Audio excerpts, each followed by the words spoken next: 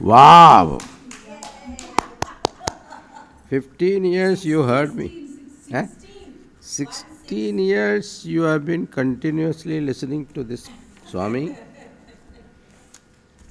good we have class historian. Yes. Swamiji, at least hopefully now will blossom.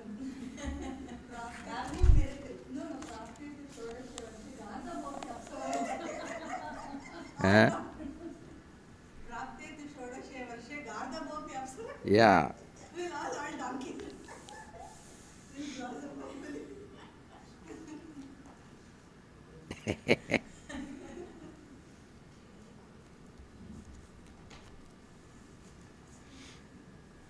We'll start.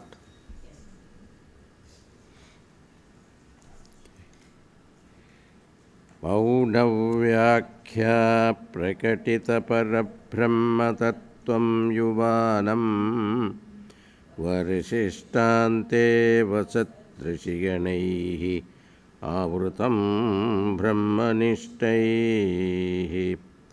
आचार्येन्द्रं करकलितचिन्मुद्रमानन्दमूर्तिम् स्वात्मा रामं मुदितवदनं दक्षिणामूर्तिमीडे वटविटपि समीपे भूमिभागे निषण्णं सकलमुनिजनानां ज्ञानदातारमाराद त्रिभुवनगुरुमीशं दक्षिणामूर्तिदेवम् जननमरणदुःखच्छेददक्षं नमामि चित्रं वडतरोर्मूले वृद्धा शिष्या गुरुर्युवा गुरोस्तु मौनं व्याख्यानं शिष्यास्तु छिन्नसंशयाः निधये सर्वविद्यानां भेषजे भवरोगिणां गुरवे सर्वलोकानां दक्षिणामूर्तये नमः ॐ नमः प्रणवार्थाय शुद्धज्ञानैकमूर्तये निर्मलाय प्रशान्ताय दक्षिणामूर्तये नमः ईश्वरो गुरुरात्मेति मूर्तिभेदविभागिने व्योमवद्व्याप्तदेहाय दक्षिणामूर्तये नमः विश्वं दर्पणदृश्यमाननगरी तुल्यं निजान्तर्गतं पश्यन्नात्मनि मायया बहिरिवोद्भूतं यथा निद्रया यत्साक्षात् कुरुते प्रबोधसमये स्वात्मानमेवाद्वयम् तस्मै श्रीगुरुमूर्तये नमः इदं श्रीदक्षिणामूर्तये बीजस्यान्तरिवाङ्कुरो जगदिदं प्राङ्निर्विकल्पं पुनः मायाकल्पितदेशकालकलना वैचित्र्यचित्रीकृतम् मायावीव विजृम्भयत्यभिमः योगीव यस्वेच्छया तस्मै श्रीगुरुमूर्तये नमः इदं श्रीदक्षिणामूर्तये यस्यैव स्फुरणं सदात्मकमसत् कल्पार्थकं भासते साक्षात् तत्त्वमसीति वेदवचसां यो बोधयत्याश्रितान् यत्साक्षात्करणात् भवेन्न पुनरावृत्तिर्भवाम्भोनिधौ तस्मै श्रीगुरुमूर्तये नम इदं श्रीदक्षिणामूर्तये नानाच्छिद्रगडोदरस्थितमः दीपप्रभाभास्वरं ज्ञानं यस्य तु चक्षुरादिकरणद्वारा बहिस्पन्दते जानामीति तमेव भान्तमनुभात्येतत्समस्तं जगत् तस्मै श्रीगुरुमूर्तये नम इदं श्रीदक्षिणामूर्तये देहं प्राणमपीन्द्रियाण्यपि चलां बुद्धिं च शून्यं विदुः स्त्रीबालान्धजटोपमास्त्वहमिति भ्रान्तावृशं वादिनः मायाशक्तिविलासकल्पितमहा व्यामोहसंहारिणे तस्मै श्रीगुरुमूर्तये नम इदं श्रीदक्षिणामूर्तये राहुग्रस्तदिवाकरेन्दुसदृशः मायासमाच्छादनात् सन्मात्रकरणोपसंहरणतो यो भूसुषुप्तः पुमान् प्रागस्वाप्समिति प्रबोधसमये यप्रत्यभिज्ञायते तस्मै श्रीगुरुमूर्तये नम इदं श्रीदक्षिणामूर्तये बाल्यादिष्वपि जाग्रतादिषु तथा सर्वास्वस्थास्वपि व्यावृत्तास्वनुवर्तमानमहमित्यन्तःस्फुरन्तं सदा स्वात्मानं प्रकटीकरोति भजतां यो मुद्रया भद्रया तस्मै श्रीगुरुमूर्तये नम इदं श्रीदक्षिणामूर्तये विश्वं पश्यति कार्यकारणतया स्वस्वामिसम्बन्धतः शिष्याचार्यतया तथैव पितृपुत्राध्यात्मना भेदतः स्वप्ने जाग्रति वा य एष पुरुषः मायापरिभ्रामितः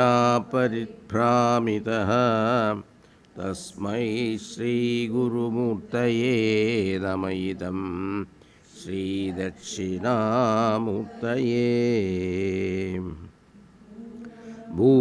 भूरम्भास्वनिलो निलम्भरमहर्नाथो हिमांशुः पुमान् इत्याभाति चराचरात्मकमिदं यस्यैव मूर्त्यष्टकम् नान्यत्किञ्चन विद्यते विमृशतां यस्मात् परस्मात् विभो तस्मै श्रीगुरुमूर्तये नम इदं श्रीदक्षिणामूर्तये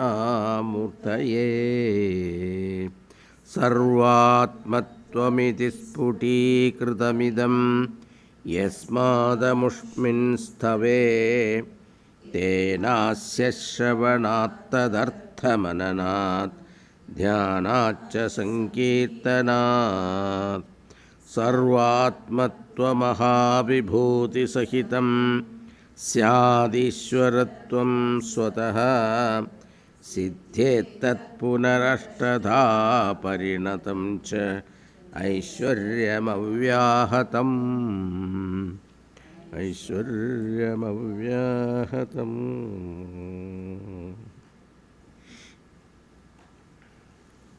We were on the 43rd verse, right? We have one Yuvakendra also here.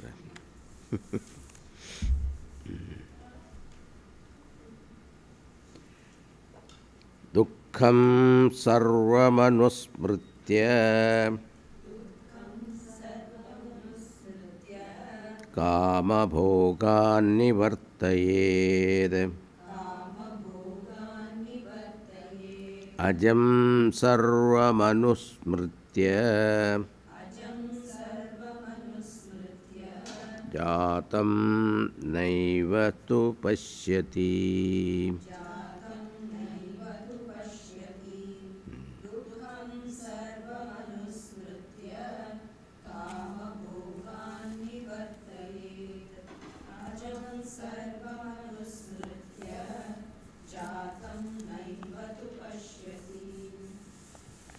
We have seen this.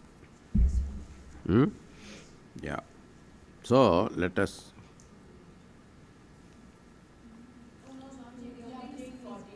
Oh, okay.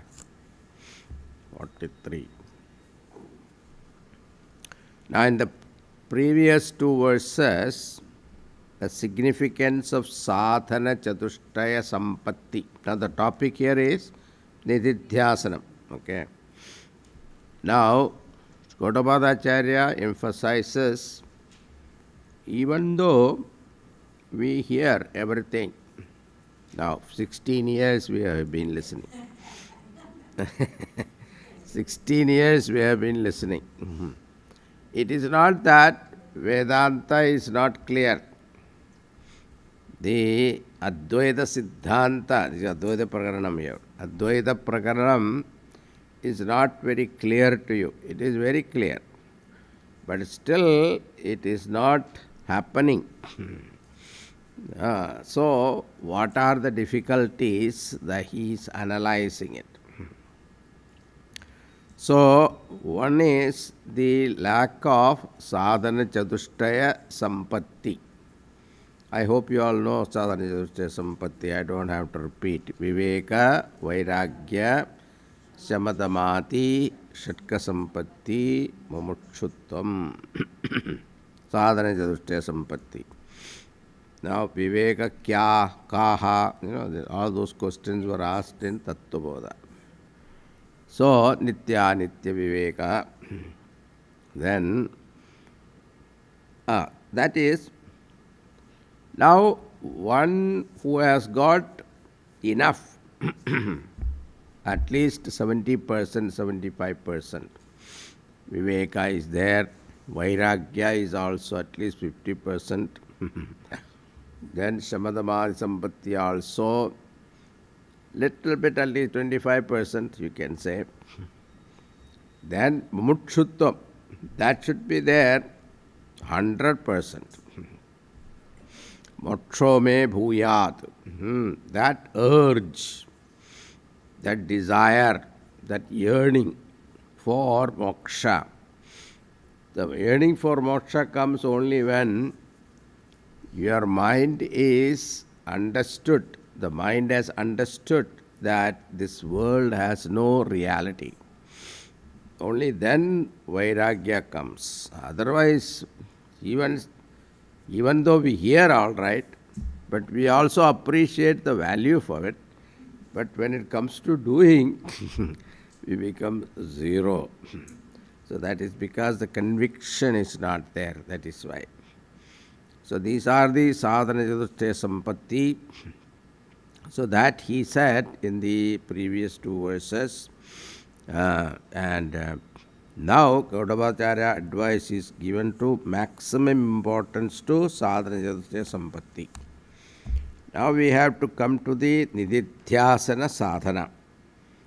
The nididhyasana sadhana is meant for the madhyama adhikari.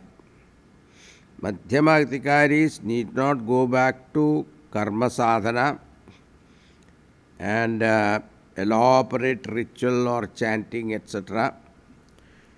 He has sufficient amount of fourfold qualification. He can absorb the teaching, but jnana phalam is not there due to blocks. So this is a condition of all of us, right? 16 years of listening.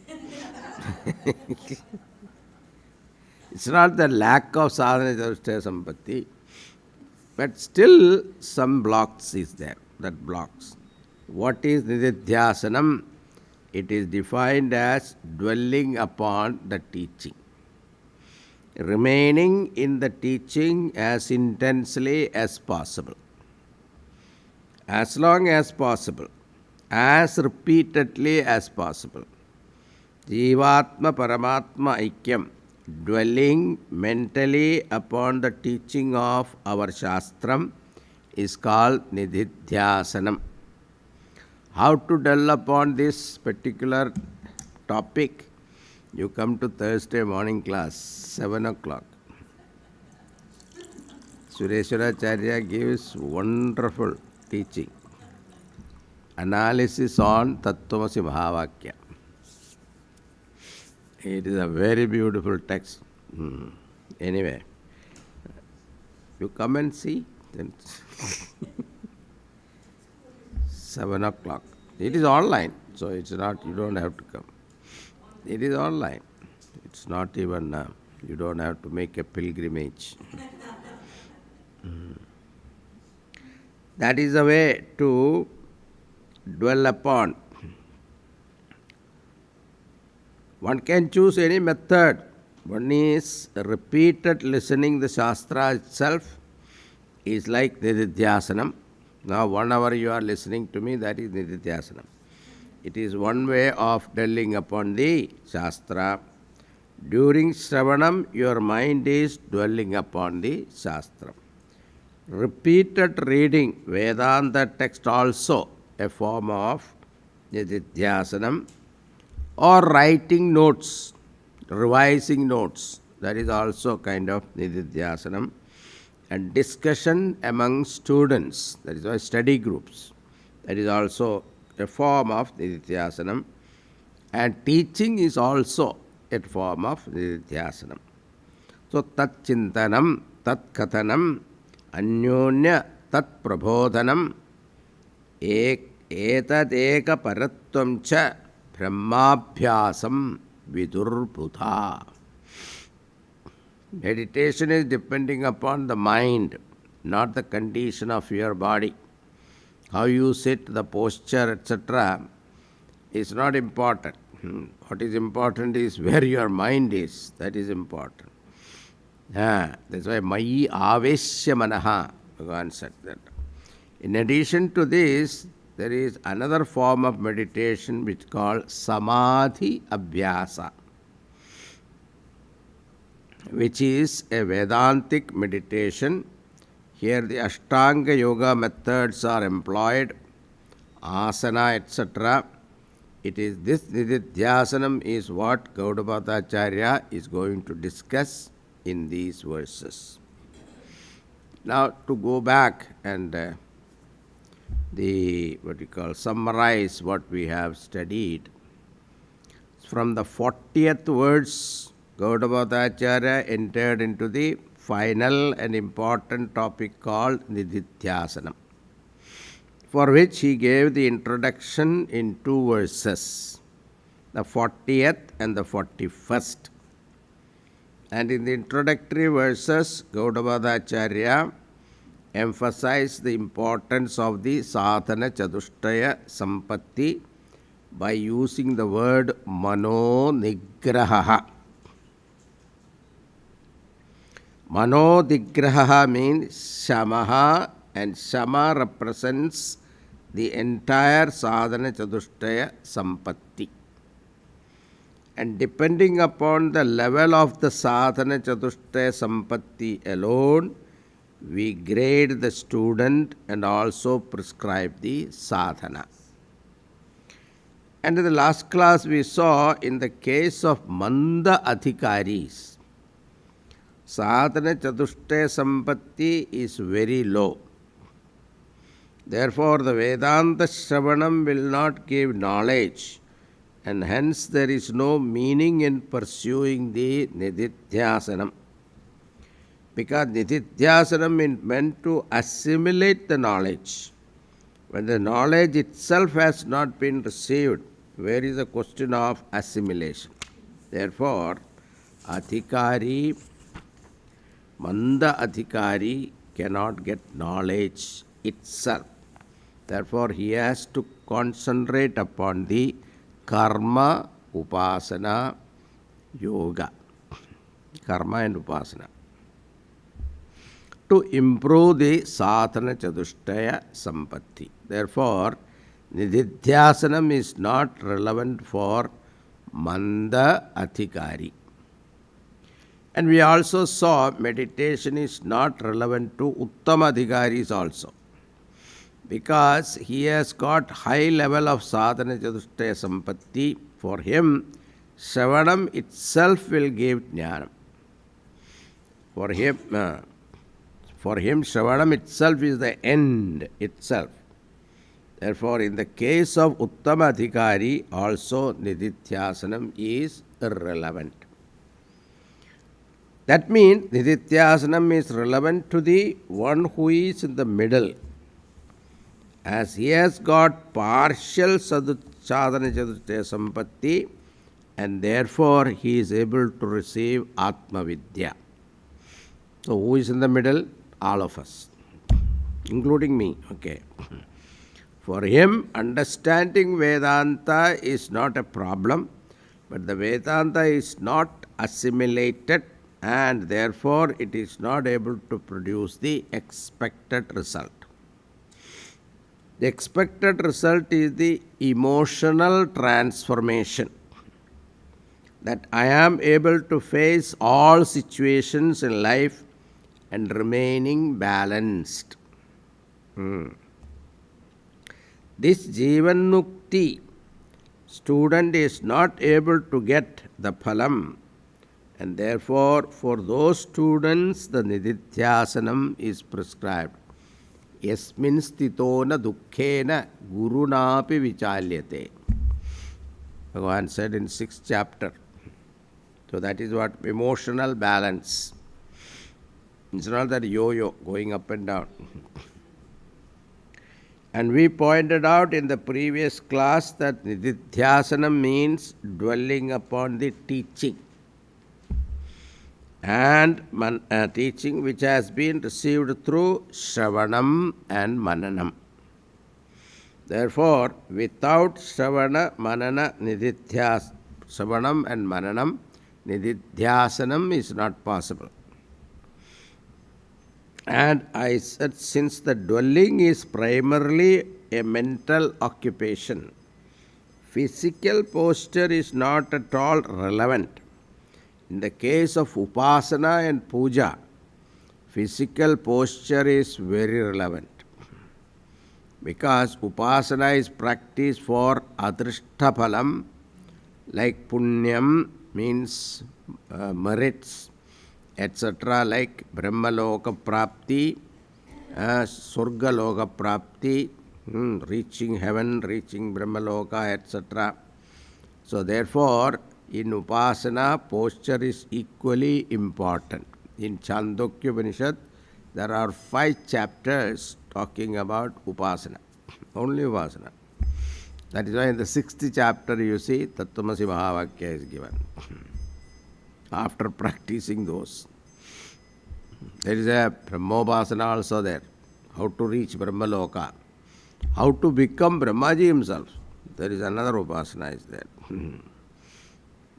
Brahmaji is also a post, see, the elevated Jiva. All these rules become relevant where in Upasana and the rituals. But in Nididhyasanam, the mind is the one placing a primary role, and therefore physical posture is not relevant. One can dwell upon the Shastra in the form of repeated hearing, writing, reading, sharing or teaching. Anyway, the mind is in Shastra, that is called Nididhyasanam. While cooking also, you can be in Nididhyasanam, thinking about Tattvamasi Mahavakya. Sometimes salt will be more, but okay. So that's okay. That is okay. Anyway, the mind is in the Shastra. That is called Nididhyasanam. Tat chintanam, tat kadanam, anyonyat tat prabodhanam. Etat ekaparatvam cha brahmabhyasam vidurbudha. Nididhyasanam is called brahmabhyasa. Among various types of nididhyasanam, we have got a formal nididhyasanam in which we can give importance to the physical posture also. This type of nididhyasanam where we give importance to asana, pranayama, etc. is called samadhi abhyasa. And when a person wants to practice samadhi abhyasa, the Shastra suggests that he can take the assistance of the yogic methods of meditation. The Yoga Shastra of Patanjali has prescribed various steps which will be useful for this samadhi abhyasa. They are asana, yama, niyama, asana, pranayama, pratyahara, dharana, dhyana, samadhi. This is only one type of nididhyasanam. It is not that every student has to compulsorily practice samadhi abhyasa. Okay.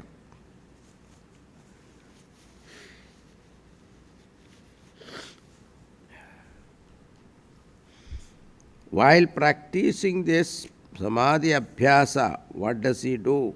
He sits in a comfortable posture and does pranayama to quieten the mind, and practices pratyahara to withdraw the sense organs and bring the mind to the Vedantic teaching, like a reenactment of the Vedantic class.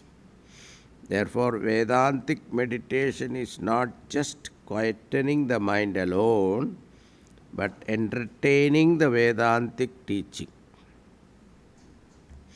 That's why when we studied in our ashram, Gurudev used to tell us that you listen to the lecture attentively and make notes wherever there is needed. But after the class, immediately go to the room and write the complete notes. So then what happened? That becomes mananam. He never allowed. One day he saw me, I am writing in shorthand, you see. I wrote the whole lecture in shorthand. He caught me. He said, don't do it. Because shorthand is blind, You won't listen. You just keep on writing. Then what happens? It will become mechanical. So you will not absorb the teaching. First he said, listen to the teaching.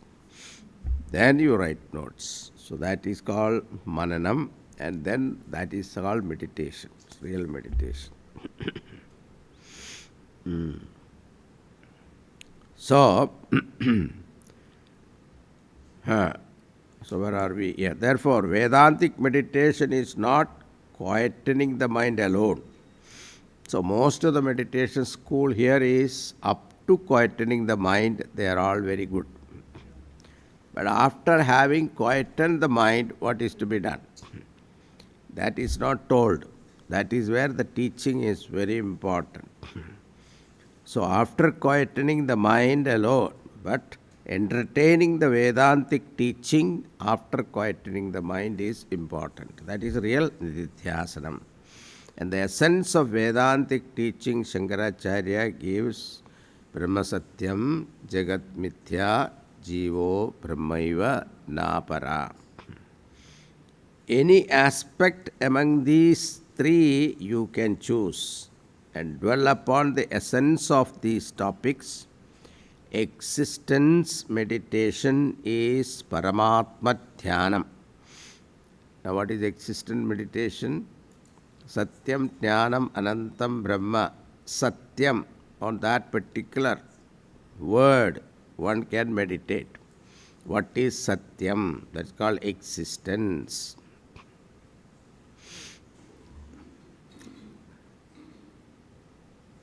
Trikala apatita vastu Satyam.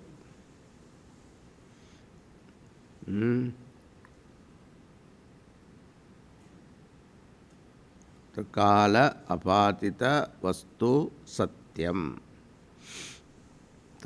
Taittiriya Upanishad, Brahmanandavalli. Remember, Satyam is given there. Beautiful explanation by Shankaracharya.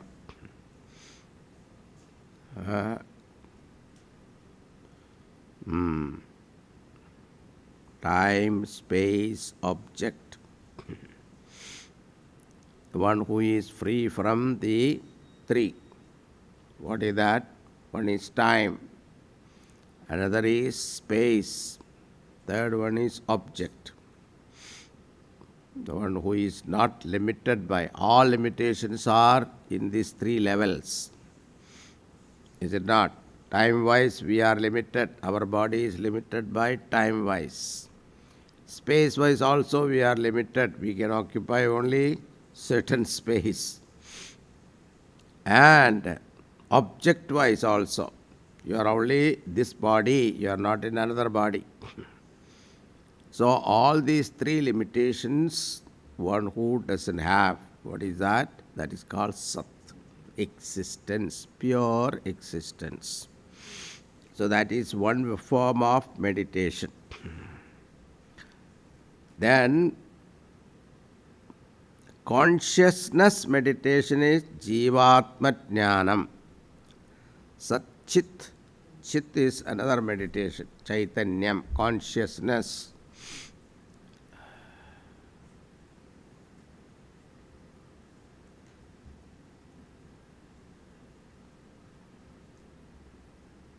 So consciousness, how do you meditate?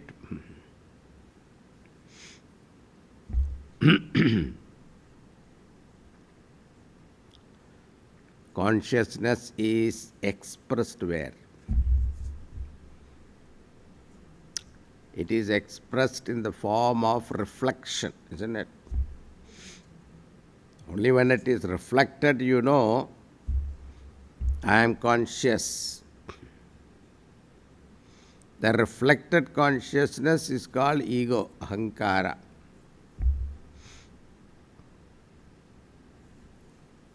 So inquiry into the nature of ahankara become consciousness meditation.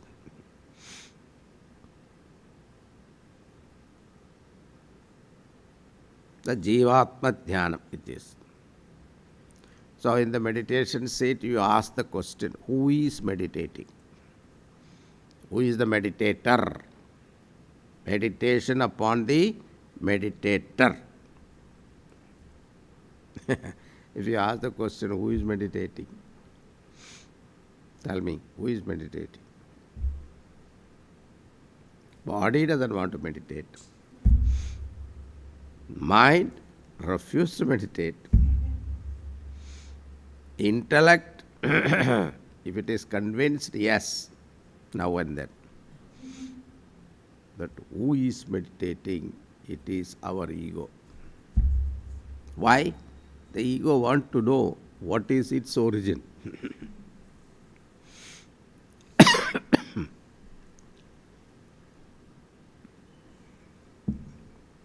But he doesn't know it is suicidal. Because once you come to know its origin, it disappears, isn't it? So therefore, this inquiry into the very origin of ego is one of the most beautiful meditation.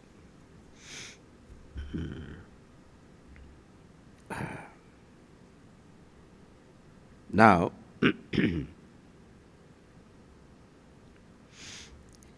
any form also can be taken for meditation, but see them as mithya. So that is why, should I meditate upon Lord Shiva? Should I meditate upon Lord Krishna? Ganesha is better, Hanumanji is better, Devi is better. All these questions are meaningless because any form is good. Because all forms are mithya, amarupa, including Ishvara's form, okay? Don't think that only your form. Including Ishvara's form. So when all of them are dismissed as mithya, then any form is fine. That is why we don't worry about that form or this form.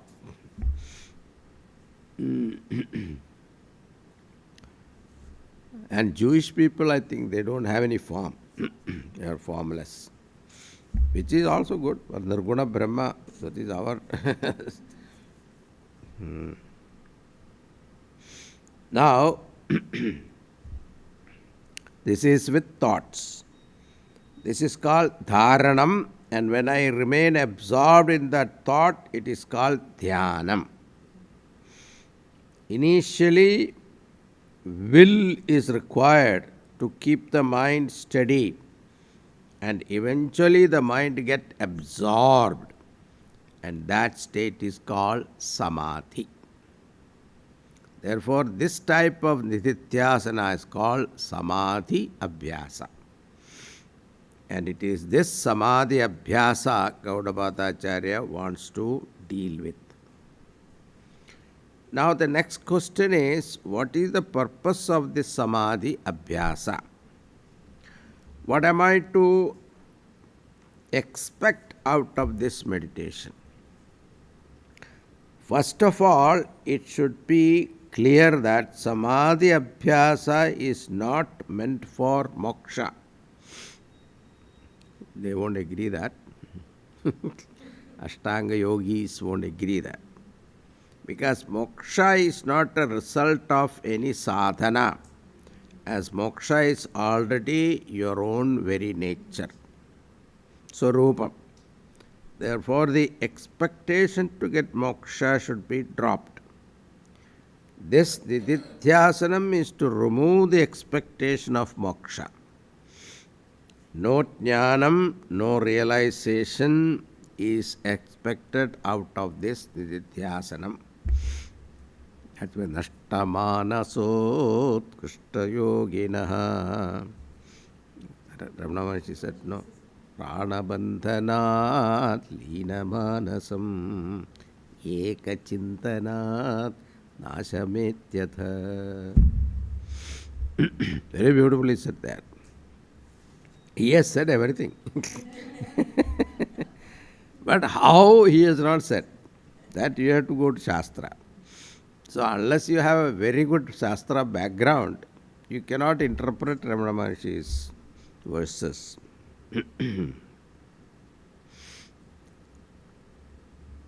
So Vedanta is very clear that knowledge can be gained only through one of the 6 pramanams.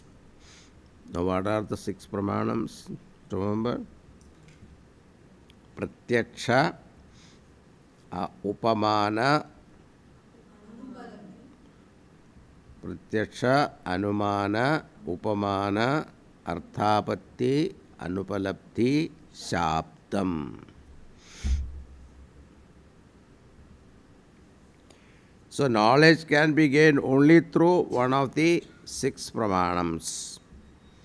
Source is Guru, Shastra, Upadesha, Shravanam. If knowledge has not taken place through Guru, Upadesha, don't change the Guru. It is not going to come through Samadhi. Generally that is it. This is not good, then we'll go there. Shopping for Guru. Samadhi abhyasa is not meant to give any extraordinary experience or any experience to prove the statements in Vedanta.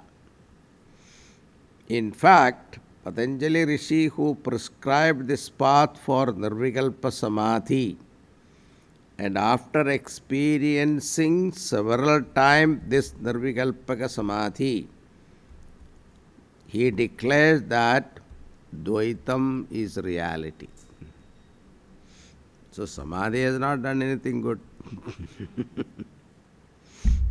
After all that thing, what did he say? Dvaitam. Every jiva is different. So, how can Nirvikalpa Samadhi be a proof for Advaita? They have a logic also, If Paramatma is one, then one person realize, everybody should realize. It's not necessary, because one bulb goes fuse, it's not necessary all bulbs will go to fuse. No. Anyway, these are the arguments anyway. Then, what is the benefit? The Advaita Shravana Jnanam gets assimilated when the mind is single pointed and absorbed, like stirring the sugar in the coffee. Every cell in our body assimilate the teaching. This is the Samadhi Abhyasa meant for. And finally, when a person practices Vedantic meditation called Samadhi Abhyasa, this meditator will face certain obstacles. Any sadhana has its own obstacles, and Samadhi Abhyasa also has its own obstacle called Dhyana Pradibandha. And Gaudapada Acharya discusses the obstacles elaborately.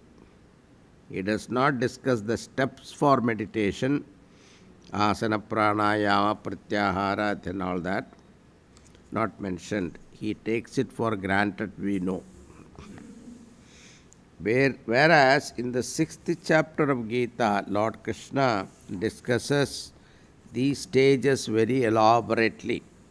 And in the Bhagavad Gita, Lord Krishna does not deal with the obstacles elaborately.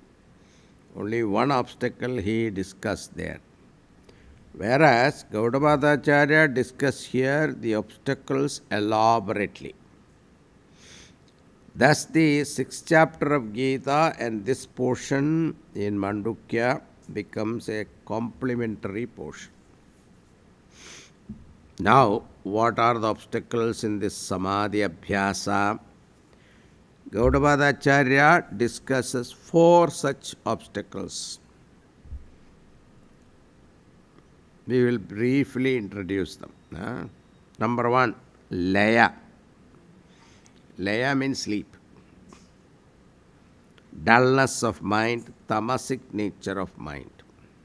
So, when the mind is quieter, generally we go to sleep. Meditation seat also, sleep comes. Most of us. Number 2 problem is Vikshepaha. Vikshepa means restlessness.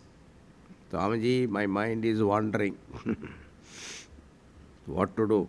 Wandering of the mind. That is a rajasic condition. Both are obstruction to a sattvic mind. Means alert and quiet mind is what is required in the meditation seat. Alert, vigilant, quiet mind. Number 3 problem is Kashaya. Kashaya means stagnation of the mind. This is a state in which the mind is neither sleeping nor wandering, but it is not available for meditation.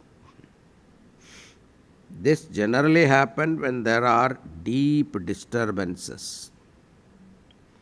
In the subconscious mind, there are many suppressed impressions. Those thoughts will pull the mind down and never let the mind take off.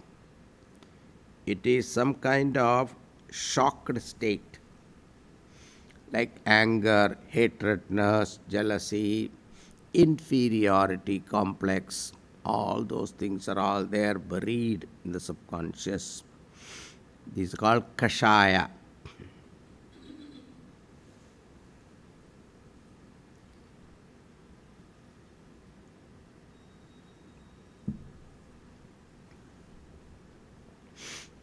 Ayurveda Kashaya is also, lot of things are there in that. Fourth one is called Rasaswadaha. Rasaha means Anandaha. When the mind is relaxed in meditation and he has forgotten all other worries, naturally the mind enjoys a certain happiness. But that joy is an experiential pleasure available at the time of relaxation. That's why in Palari Mathanam, this Palari Mathanam is a story for meditation, churning of the Milky Ocean.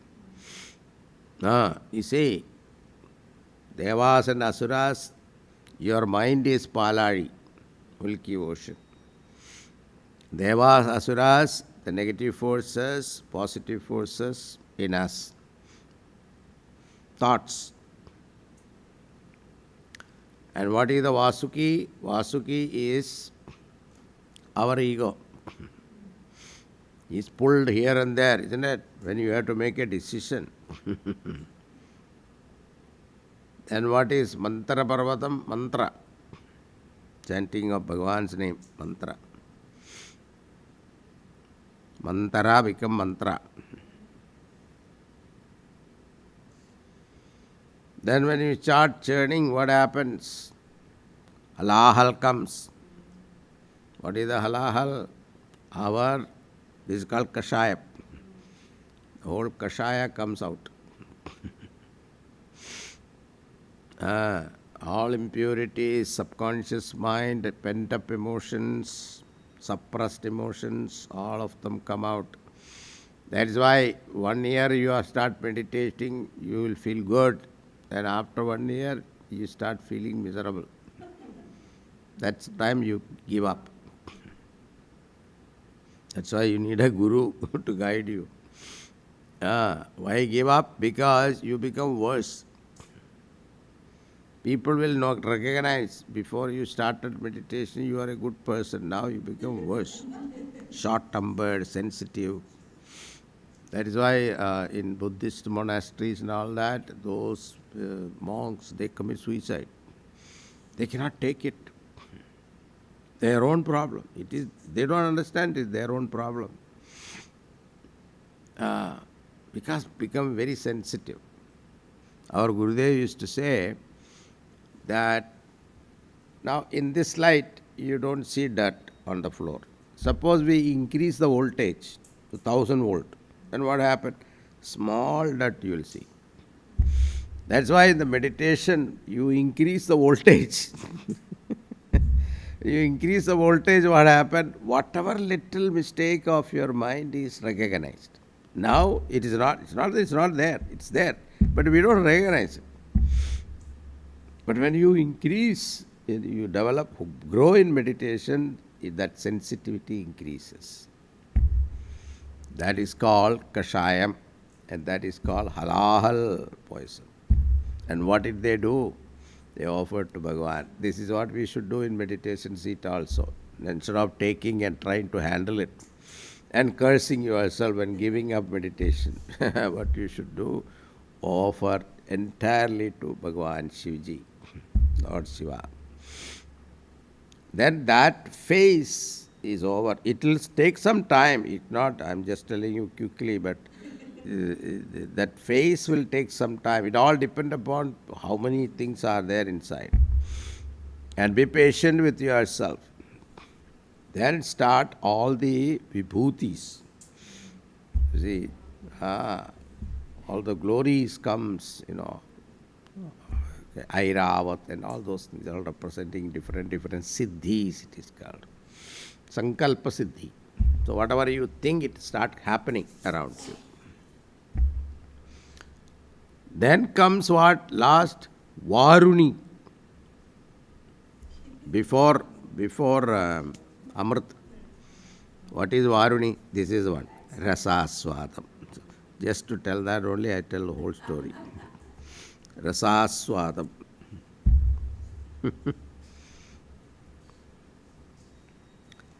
It is a pleasure experienced temporarily during the meditation state. So, Varuni represents that. Isn't it? When they take alcohol, they are very happy. But it's temporary, isn't it? This pleasure dependent on a mental state.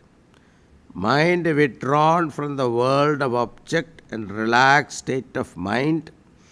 Experiential pleasure depending on a mental state will be temporary. Therefore, that also falls within samsara only. And the next day you get up with a headache, isn't it? Severe headache, called hangover. Therefore, that also falls within samsara, like Vishayananda, sense pleasure. Therefore, Gaudamadacharya says, don't get attached to that pleasure. Where meditation pleasure, Gurudev used to say that, he used to warn students. When we were in Uttarakashi, the students used to go and meditate in front of they sit in front of Gangaji and meditate. He used to warn us, don't do it. What will happen, the Ganga flow and this person mind also become together, match, and then somebody will fall down in that. Somebody fell down also. Tadatmyam. And these people who enjoy this meditation, ananda, then don't get attached to this pleasure, because of if you get attached to that temporary pleasure, you will never feel like coming out of it. All the time in sitting in meditation. You will become useless to the world, to yourself also. For him, any external disturbance become a threat. Therefore, you become a vegetable life, like what you call the lotus eater life. These are all terms used. Therefore, Vedanta says looking for that meditation pleasure is also an obstacle to assimilate Vedantic teaching. This is rasa aswadaha. It is called pratibimba ananda. Sleep, wandering, stagnation and enjoyment of temporary meditation pleasure. These are the 4 meditation obstacles. Then he talks about some of the remedies for these problems. That is also you should know. First problem is sleep. Remedy for sleep, Gaudamadacharya does not give. One of the commentators gives a remedy. He says, remove the cause for sleep. Nidra sheshaha. If you don't give enough sleep required for your system, 6 to 7 hours sleep. Suppose in our over enthusiasm for spirituality, spiritual practice, go to sleep at 12 o'clock and try to get up 3:30 in the morning and start meditation, what will happen? In the meditation seat you will sleep, that's all. Sleep deprivation creates varieties of physical diseases. Even psychological problem, including madness, can happen if one don't sleep properly. So never cause sleep deprivation. Otherwise, the body will make use of the meditation seat to make up the lost sleep. Or in Vedanta class.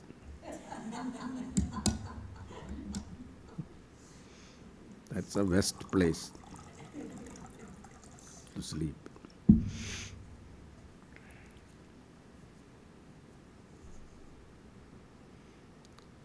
Ajirnam, dullness of the stomach, indigestion.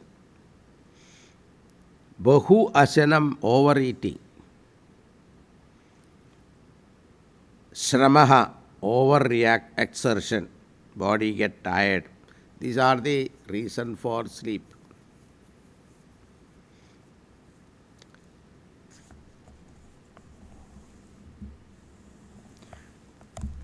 But the suggestion here is that auto suggestion. Before, when you sit for meditation, tell the mind that I am going to meditate for half an hour. Don't disturb me. I will attend to your problems afterwards. It's called a auto suggestion. It works. Like if you want to get up early morning and to pick up somebody from the airport, you tell the mind, I have to get up tomorrow morning 6 o'clock or 5 o'clock. You put the alarm also. You generally get up before the alarm rings because the auto suggestion. Auto suggestion is very beautiful.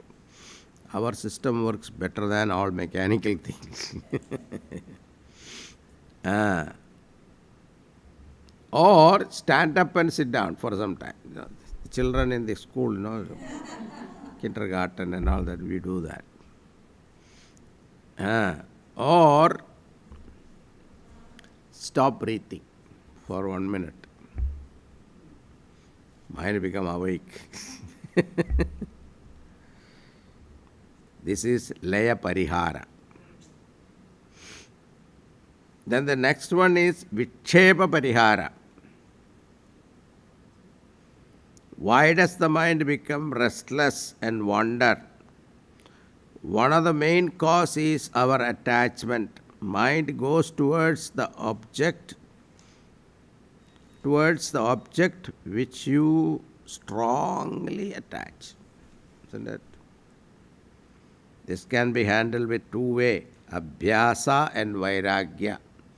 Abhyasena tu kaunteya vairagyena cha grihyatam.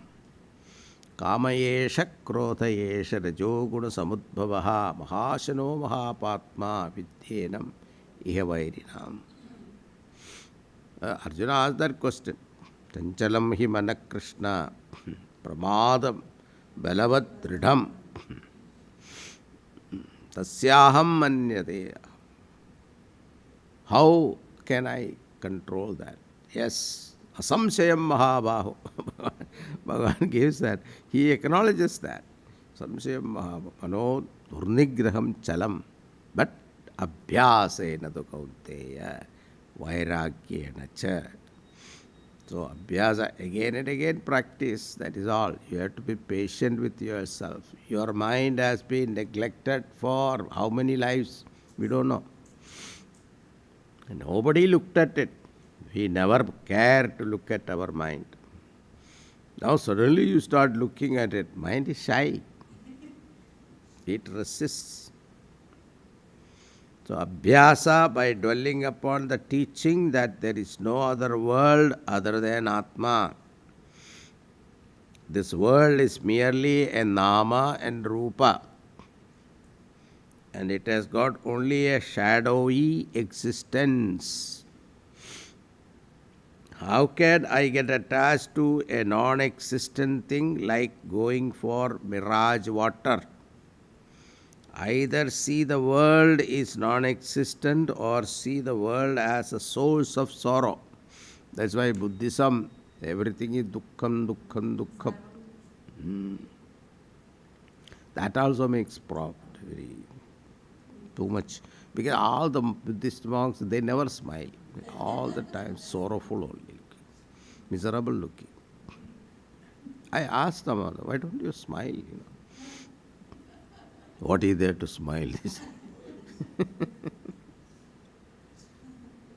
Poor guys.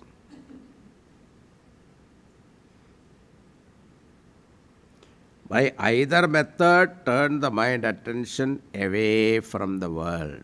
At least in the meditation seat, okay? Then Kashaya. The remedy is what? Mind getting into stagnation due to inner emotional disturbances. And Gaudapada Acharya says, you do not have any solution for that. We become aware that our mind is a hostage of our own inner emotions and remain in Sakshi Bhava. Let those impurities come and play about in the mind. Watch. Don't get involved. Be a witness. Gurudev used to give an example, in this, there is a August 15, there is a march past, right? So the soldiers come and salute, and the president stand there saluting. This military soldiers will go one by one. Like that, in your mind, the thought come. You stand there saluting. Don't move. Anyone you recognize a problem. But our problem is what some nice thought comes, we will get carried.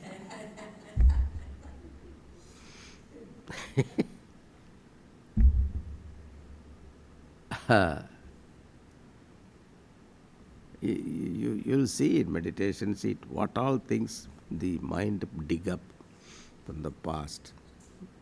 7th grade teacher pinched me, pulled my ears for no reason. Now, if I see him, I will tell. I can talk to him. So this kind of thought comes. Once that thought comes, then whatever, the whole meditation will be on that only. That's why you have to be a Sakshi.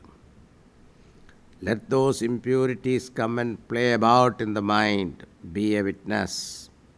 Or offer them to the Lord. Like they did halahal, poison. This is Vikshepa. No, not Vikshepa. This is Kashaya. Then Rasaswada, enjoying the meditation pleasure. Gaudapadacharya says you have to remove that obstacle by telling your intellect that any temporary pleasure is samsara. It is not Atmaswarupam. It is only a reflected Ananda of the original Ananda, which is my real nature Swarupa. He calls it as Pratnya Abhyasaha. Use your discrimination. Thus, 4 obstacles and 4 remedies are discussed from verse 42 to 45. Now, 42, I didn't give you the meaning. Kama bhogayoho vikshiptam manaha.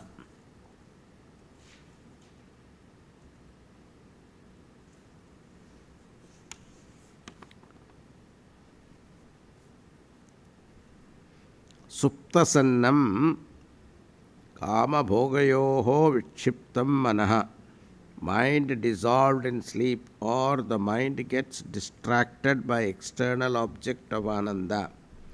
Yatha kamaha pradibandha tatha leyaha api pradibandha.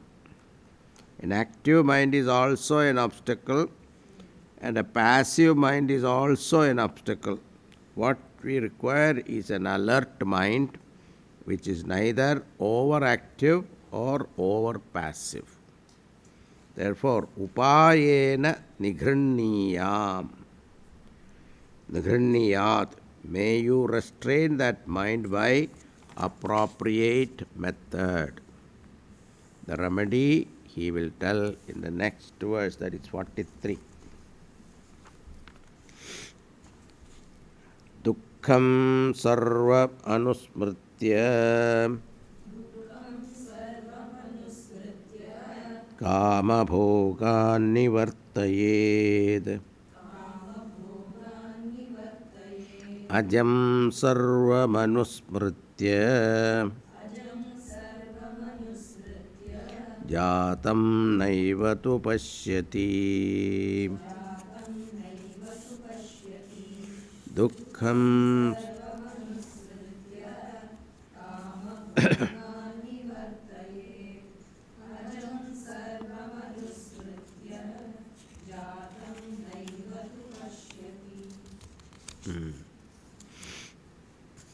In this verse, Gaudapada mentioned the remedy for the distraction for the outside world. Certain object we have special relationship. See the attachment to the world as a cause for pain. Dosha darshanam. Dukkham sarvam anusmritya. Dosha darshanam. Therefore, he says, Dukkham sarvam anusmritya.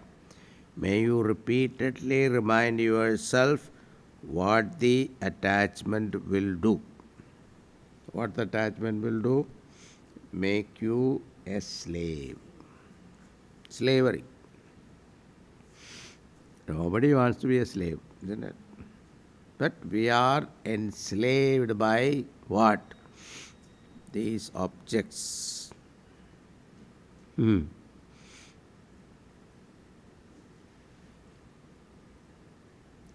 First peg of whiskey you drink. Second one, who drinks? The whiskey make you drink.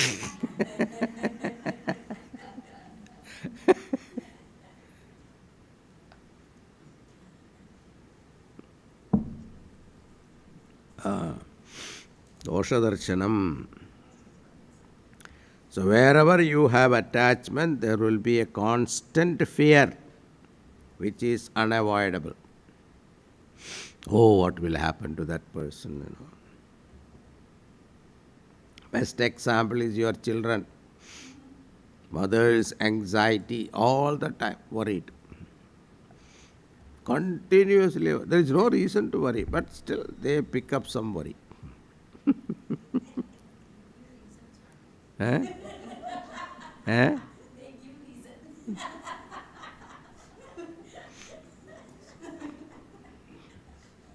Even if there is a reason, still there is nothing to worry.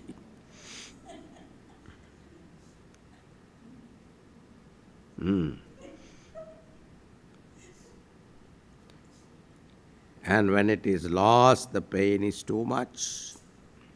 Therefore, one should constantly educate our mind, anusmritya, repeatedly, because we forget often. So we have to keep on reminding ourselves. By this, kama bhogat nivartayet. By this method, may you turn your mind from the pleasures of objects. That is called vairagyam. Second method is ajam sarvam anusmritya jatam naivatu pashyati. That Brahman alone is the cause of everything else. Everything and everything else is an effect. An effect is nothing but nama rupa superimposed upon the cause. Like pot and clay. No substance in this nama rupa. How can one expect sukham from mithya nama rupa?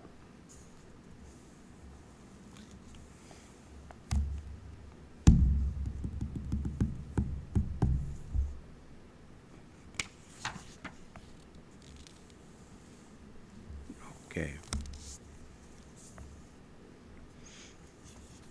So, ajam dukkham sarvam anusmritya kama bhogan nivartayet.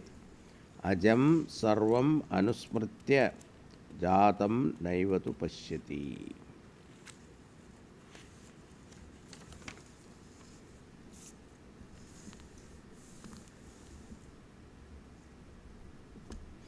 Just seeing misery alone is not enough. So that will make you a very, what you call, a pessimistic person. But what is it? One should see the changeless nature of Brahman also. That is very important. Then only mind becomes stable, normal. Otherwise you go crazy. And everybody will start sympathizing with you. That Swami has completely spoiled their mind.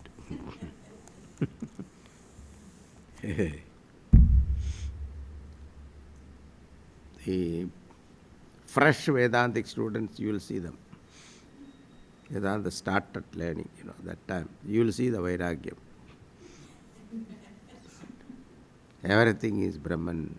Sarvam Brahmamayam. Re Re.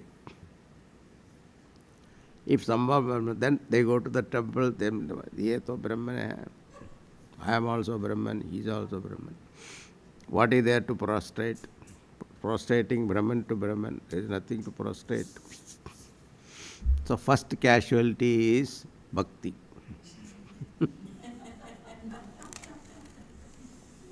That's why you see in study group and all that, they don't come to the temple. They think that they are realized Mahatmas, Don't do that, because sadhana sampatti is very important. So, karma abhyasa, upasana, etc. is very important in initial stage. We'll take one more.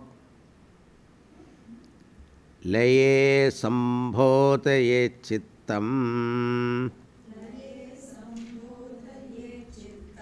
vikshiptam shamayet punaha sakashayam vijaniyat samapraptam na chalayed.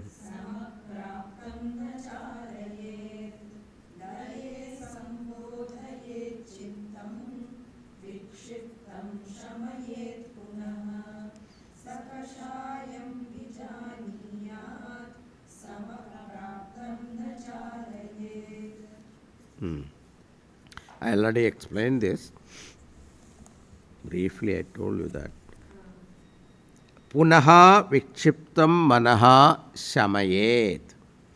After the withdrawal of our mind from the external world, the mind will not keep quiet. It will be like a baby goes out again. So you have to treat your mind like your baby in the beginning. What do you do then? Again withdraw. When you repeatedly quieten the mind, it becomes too quiet, means it will go to sleep. Laye, sleep. Sambodhayet, wake up the mind. Now to wake up this tamasic mind, different methods are given. We saw that already. Different methods. For best effective method is stop breathing. That is the best effective method.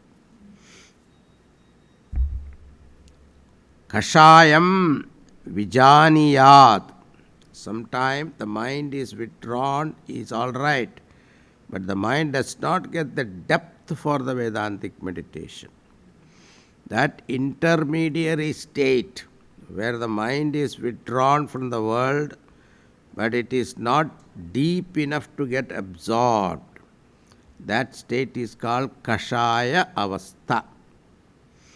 And why does this happen? Because the mind is forcefully quietened without removing the cause of Vikshepa. Vikshepa, restlessness of wandering, is only an effect. The cause of restlessness is Ragadvesha. Therefore, the cause of restlessness, Ragadvesha, is the Karanam, Vikshepa is the Karyam. So, Kashayam is the Karanam, Vikshepa is the Karyam. Therefore, if the Vikshepa has to be completely removed, we have to remove the cause, Ragat Dvesha. Likes and dislikes, strong likes and dislikes. If you forcefully try to control Vikshepa, it will go for some time, but it will pop up again due to the original cause, Ragat Dvesha. This is called a suppressed state of mind. Like a smoker by force stopped smoking, but the urge to smoke is still there. Similarly, in meditation, if you suppress the mind, the attachment is still there. I have seen that myself, you see. when I was in Kerala, going through this Ayurvedic treatment. But Kerala people, though I instructed them to give my food without oil, without oil, but in between they will keep one small little katori of avial, olen and all that. Then I used to think that it is only little. The doctor also told once in a way it's okay. But every day they were giving that. I used to enjoy that. But afterwards I came back when I started my regular. The tongue was asking for it, some different taste. You can see that. Ah, if you observe it, it's a vichitra. Our mind has got this trick to play.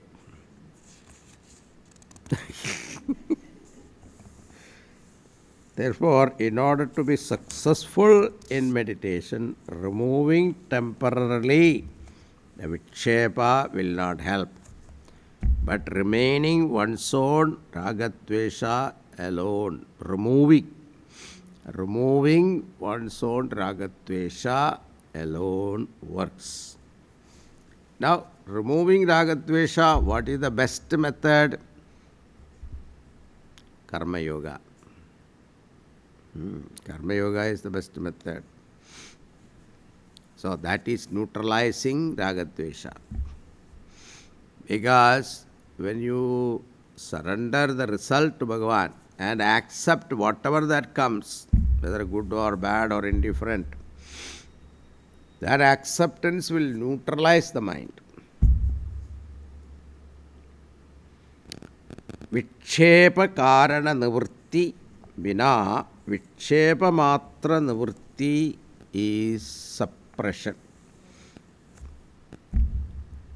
A suppressed mind is an impure mind. Rasavarjam rasopyascha param drishtva nivartate.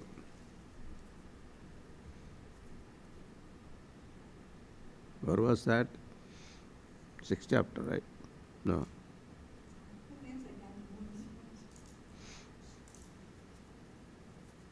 So you are also like me, eh?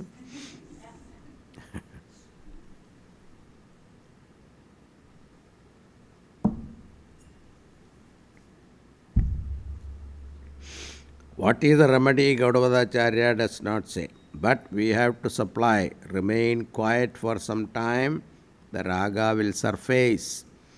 There you practice vairagya, abhyasa. Best vairagya is let it play in the mind. Don't get disturbed. That's all.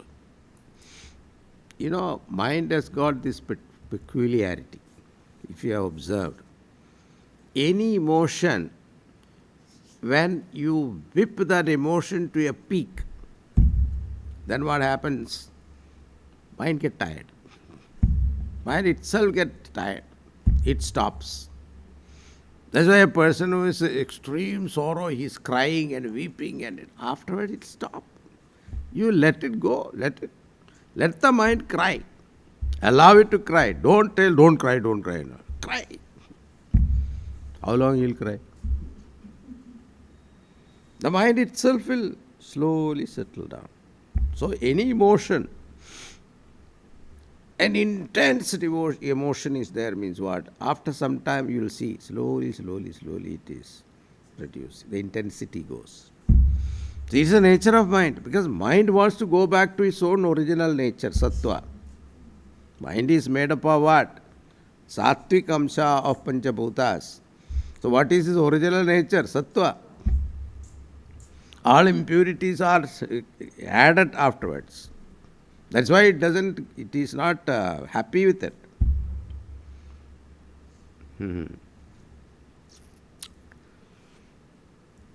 So another method is to offer your ragadvesha to the Lord and remain mentally surrendered to Him. That's the best method. Thus, Laya, Vikshepa and Kashaya, these three are to be handled. And when these three are handled, Samapraptam mind become tranquil. When the mind is quietened, let the mind remain in the Vedantic vritti.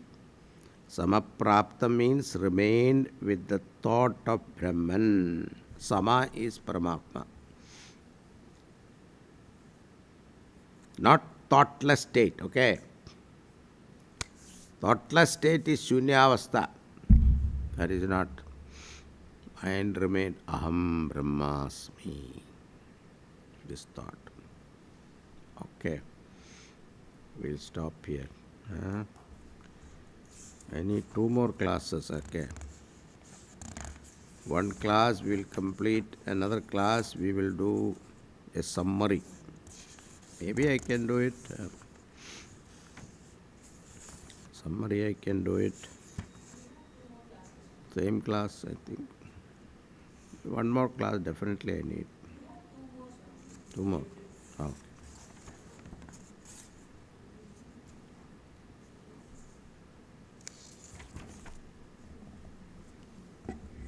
45, 44 we have done.